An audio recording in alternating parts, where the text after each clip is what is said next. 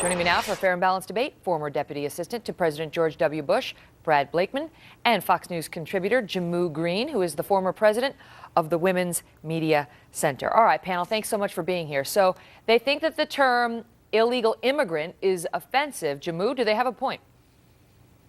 They do have a point. I think we can all agree that the increasing violence against immigrants that's happening across the world is something that should come to an end. And by using that term, it's extremely dehumanizing. It adds to an environment of fear, and it really, I think, plays into the economic anxieties. And if we can find a way to use terms that do not describe the person, because it's not that these people are illegal as human beings. We're all human beings. Instead, describing the act versus the person. Brad, does Jehmu raise some good points? No, she does not, and I must disagree strongly and say it's not the job of journalists to determine for journalists what people should be called. The fact of the matter is, as you pointed out in your last segment, you're trying to sell something and repackage it. They are illegal. Their status is illegal. There's 12 million illegal aliens in America as we speak today, if not more. The problem is not what we call them, it's what we do with them. And the Latinos that I spoke to have no problem with that word. They also believe that all American laws should be followed by every citizen, and you can't pick and choose the laws that you choose to obey. Now, was the United States complicit in inviting illegal aliens to America without documentation? Sure we were. We didn't secure our borders properly, but that doesn't change the fact that of their status. They are illegal, and they should be called such. You know, Jehmu, even the Associated Press, their guidelines say that when you refer to this group of people, you should use the term illegal immigrant. And they have all sorts of reasons for this, including they say that those terms accurately describe a person who resides in the country unlawfully, and saying alternatives like undocumented worker lacks precision and may have negative connotations itself. I mean, they say the illegal immigrant is accurate and it's neutral. The person is an illegal immigrant into the country. There are legal immigrants who have come and gotten their papers, and then there are those who have not done it lawfully, and that immigration process has been illegal, and they are considered illegal immigrants. Well, I have to say that the Associated Press is wrong on this one.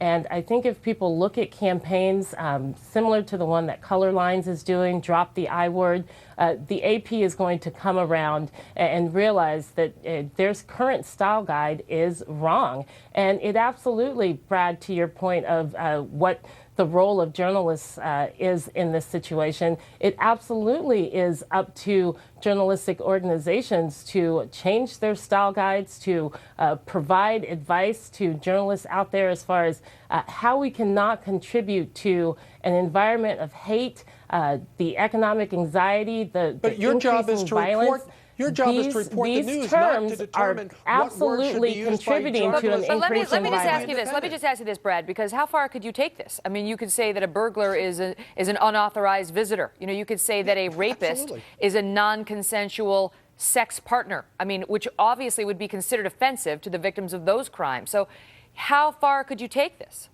You can take it all the way to farce, which is exactly what's being done here.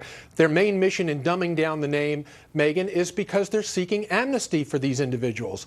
There's no reason not to use this unless you have an ulterior motive, and the ulterior motive is amnesty, plain and simple. There is no business for journalists to determine for other journalists what statuses should be called. It's not their job.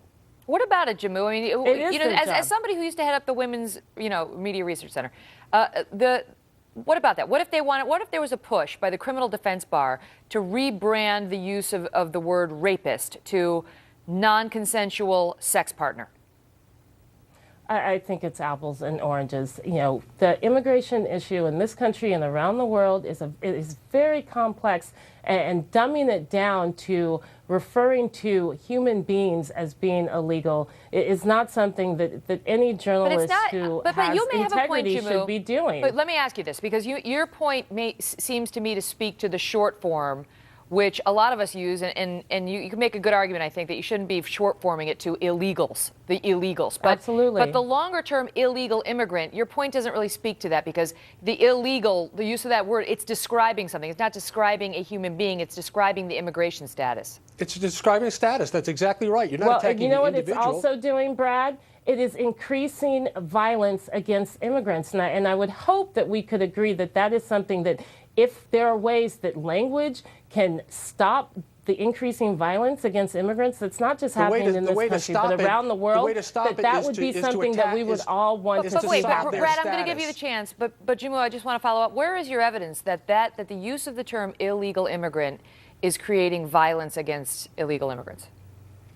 Well, Megan, of course, language has a lot to do with how people look at certain communities, how people react to certain communities. We've seen it historically. You know, it was done against Jewish people in World War II. I mean, come on, we have a responsibility as journalists, I think, to use terms that are fair, that are not biased, and ideally will not help to increase people's fears and anxieties that will lead to violence against immigrants. There are much better ways of referring to this community. You can, because Brad, what does it hurt? What does it hurt if we change the terminology? For different reasons. What does it hurt if we change the terminology? You know, if you have a group of people or a group of journalists like Jehmu, like this journalistic society, the Society for Professional Journalists, which has done a lot of good. Their diversity committee in particular is the one pushing for this. What does it hurt to change the terminology to undocumented workers? Well, if an individual journalist feels that they want to use that term, more power to them. But to collectively gang up and say that all journalists must use this word, that illegal immigration, illegal alien must not be used to describe these people because it creates violence, is nonsense. There is no proof that that occurs. The fact of the matter is, you're talking about status, you're not attacking the individual, and we do have a problem of illegal aliens being in this country. Immigration is a problem. It's not the individual in the sense that we're attacking one person. There are 12 million of them here. Let's deal with the status and forget the nomenclature to make people feel better. Well, they talk about this diversity committee talks about the hurtfulness of phrases like that. But we did a segment earlier the year on how little people find the term midget offensive. So you can't say that anymore, and how there's so many words that are suddenly becoming hurtful. And then part of the group thinks it's hurtful and the other part doesn't, and you're left as a journalist, sort of saying, oh, I don't know what to do. In any event, we appreciate the fair and balanced debate, as always. Brad and Jehmu, all the best to you.